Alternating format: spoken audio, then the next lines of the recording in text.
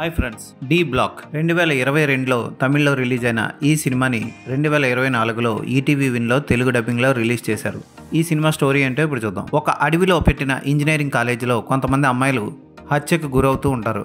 హత్యకు గురైన ప్రతి అమ్మాయి మొహం మీద పులి గోళ్లతో రక్కినట్లు చారలుంటాయి. అయితే అదే కాలేజీలో చేరిన అరుణ్నిధి కాలేజీలో ఒక అమ్మాయిని ప్రేమిస్తాడు. తన కళ్ళ ముందే ఇద్దరు అమ్మాయిలు చనిపోవడం చూసి వాళ్ళ వేసిన పెయింటింగ్స్ ఆధారంగా అసలు అక్కడ కాలేజీలో జరుగుతున్న హత్యల వెనుకున్న మిస్టరీని ఛేదిస్తాడు. ఆ మిస్టరీ ఏంటి, దాన్ని ఎలా ఛేదించాడు అన్నది ఇంట్రెస్టింగ్గా చూపిస్తాడు తెర మీద దర్శకుడు.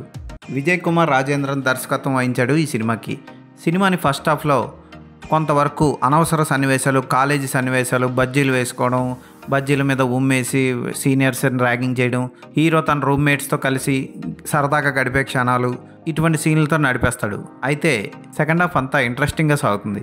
సస్పెన్స్తో కూడుకొని ఉంటుంది. సినిమాలో విలన్ ఎవరు, నిజంగా పులి చంపుతుందా, లేక విలన్ ఉంటే ఆ విలన్ ఎవరు అన్నది కూడా చక్కగా చూపిస్తాడు తెర మీద. క్లైమాక్స్ని మాత్రం ఆడవాళ్ళందరూ కలిసి తమ ఆడవాళ్ళకు జరిగిన అన్యాయం మీద పోరాటం చేయడం అద్భుతంగా చూపిస్తాడు. అరుణ్నిధి ఎప్పుడులాగే బాగా చేశాడు. హీరోయిన్ కూడా ఓకే అనిపిస్తుంది. ప్రతి సినిమాకి చాలా ఇంట్రెస్టింగ్గా ఉండే కథలను ఎంచుకుంటాడు. అదే అరుణ్నిధిలో స్పెషల్.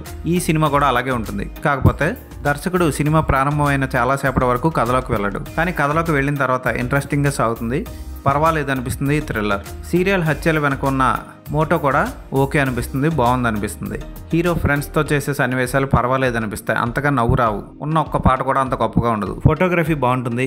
గర్ల్స్ హాస్టల్లో డి బ్లాక్లో రూమ్స్ని చూపించిన విధానం ఆకట్టుకుంటుంది. వరండాని ప్రత్యేకంగా హర్రర్గా, టెర్రస్ని కూడా చాలా హర్రర్గా చూపిస్తాడు ఈ సినిమాలో. సస్పెన్స్ థ్రిల్లర్స్ ఇష్టపడేవాళ్ళు ఈ సినిమాను ఒకసారి చూడొచ్చు. ఈ సినిమాకి నేను ఇచ్చే రేటింగ్ 3/5.